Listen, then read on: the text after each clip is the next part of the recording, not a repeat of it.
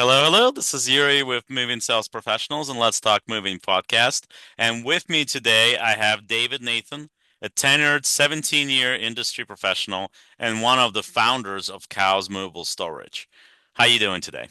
Terrific. Thank you. Appreciate it. Great. Thank you very much for joining me. David, how did you get into the industry? Oh, it was very interesting.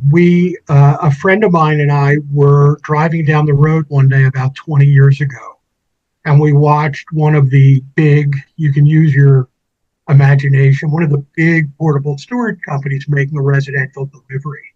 We just thought it was a ridiculous process. We thought it took way too long, way too complicated, and that the equipment was way too expensive for what they were actually doing. And that was really a conversation we had. Now, luckily, he was in the metal fabrication business and he could build anything. And so we went back to his shop. And I'm a sales and marketing guy. We went back to his shop, knocked things around, came up with a concept for a new type of system that would deliver a residential friendly container, like a 16-foot container by 8-foot container that we're all familiar with, but not using big commercial equipment to do it. And so we designed it, we built it, prototyped it, I should say. And then we started selling and building them. Make a very long story short, a couple years later, I was lucky enough and blessed to find a wonderful man that became our investor and boss, a gentleman by the name of Mike Frank. And we on watching what was happening as far as selling equipment to people, it was very similar to going to Home Depot to buying a hammer, like a tool, Sure. versus going to Home Depot and saying to the guy in the hammer aisle, hey, can you teach me how to build a house? And that's not going to happen. So we decided to go with like a mini franchise model. Mm-hmm. And we also decided that the marketplace would be with primarily the moving industry. And what we found through our dozens and dozens of locations that we did eventually open over the next several years, movers had a choice. They had a choice to keep doing what they're doing, which is wonderful, and perhaps losing some business to the growing and thriving portable storage industry, or they could embrace it and make it part of what they do. And that's the role that we played at Cows. And now for a word from our sponsors. If you're a moving business owner, you may have already heard of Moversville, an email marketing service that helps moving companies increase, repeat, and referral business. But have you heard of Moversville Connect? Moversville Connect is an incredible resource for all things moving. They feature an array of vendors and services that cater specifically to the moving industry. You can find companies that provide moving software, moving sales services, marketing services, moving equipment providers, and much, much more. Visit moversville.com today to learn more. And to cut to the end, I left Cows, exited Cows a couple of years ago. And since I've been consulting for several companies in different facets of the moving industry, everything from third-party services to high-value freight like pianos and gun safes, all the way through how to integrate containers into a moving business in a really easy, thoughtful, planned, procedural way. And so I've done a little bit of all of that, account sales, those types of things. And so what it's taught me and what I've observed is that the moving industry folks that diversify a little bit might have a little bit of a better shot at kind of coming out of the lull the moving industry has been in than others. Right. No, absolutely. Now, is there anything revolutionary or new that you are doing today? Yeah, so for 2025, I'm opening a business called Portable Storage Dave, and it's going to be a summary of, it's going to be kind of a mishmash of everything I've learned over the past almost 20 years at this point, as far as the moving industry, account sales, customer relations, building, either starting a portable storage business from scratch as a standalone business, for example, for a retiring first responder or Sure. a transitioning military member, or maybe a couple of them together, all the way through the entrepreneur who wants to get into the business. So, and of course, existing businesses that it makes sense to add containers to. That's kind of my bread and butter. So whether somebody wants to have, 50 containers and run it as a side business part-time, or they have 100 containers but can't get the 200 containers or want to. Anywhere in between everything that I just shared, my experience and my passion for this industry and this business in particular, I'm going to be, working with these folks to help them and make sure that they're on the right track. Yeah, absolutely. Now, in your mind, what role does mobile portable storage play in the moving and storage industry as a whole? Perfect. So it's certainly a complement. The best example, because that I could go on for hours, but I won't. But I'll give you an example. Sure. When somebody calls their local mover and says, "I'm moving from point A to point B," let's say from the east side of Philadelphia to the west side of Philadelphia. Which is, I'm located just outside of Philadelphia, born and raised. So that's why I chose it. Well, I'm sorry, admitting your problem was part of the solution. Oh boy. Well, I went to school out there, so it's I saw that. You went to Clarion, right? Correct. Many right, moons. I'm of course a UPitt product. No problem. So I'm a University of Pittsburgh alumni. Nice. And look, it's a big state. I feel like Pittsburgh's on the other side of the country, to be honest with you. Because From it's Philly, such a big it feels state. that way sometimes. Yeah. Hi everyone, this is Jasdeep. Hi, this is Herleen.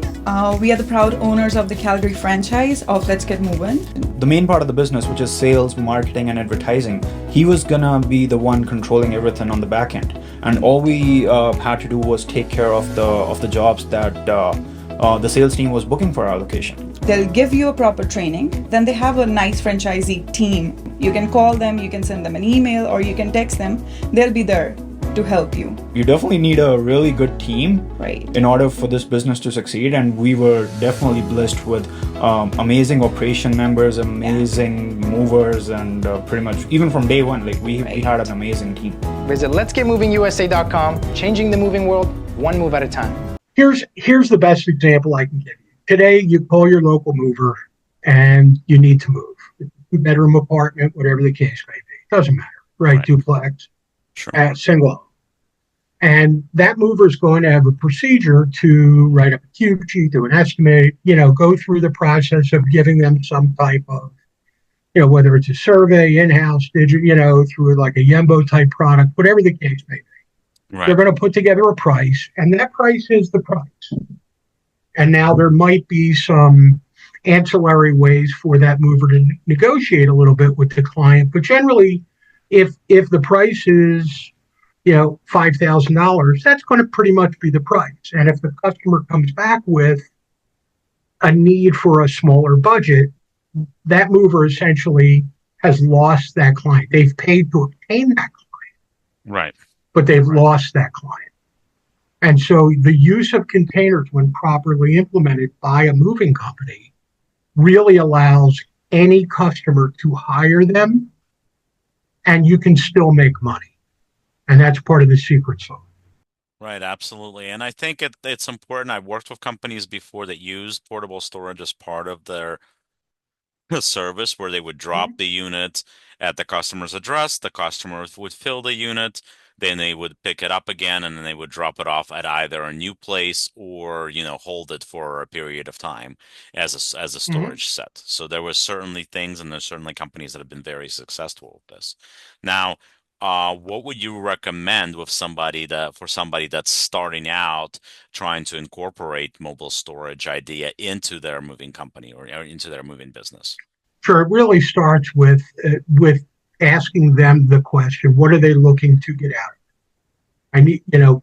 I'm speaking for myself, obviously. I need to understand what their goals are. If their goals are to be more in the portable but self-storage business, that's a conversation. They want to use the containers as do-it-yourself DIY moving devices. That's another part of it. It really depends on Are they looking to get rid of their trucks, or they have unused property? They have a half acre or an acre behind their place that they asphalted but never use.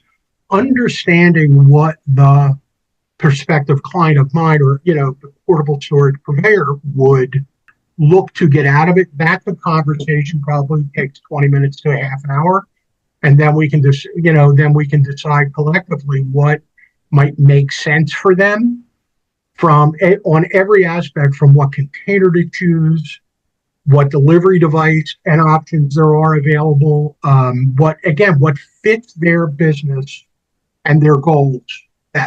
And it's not as complicated as I just made it. It's pretty fun. It's a kind of a fun conversation. Right, because you want to make sure that that's something that might make sense to their business model in general.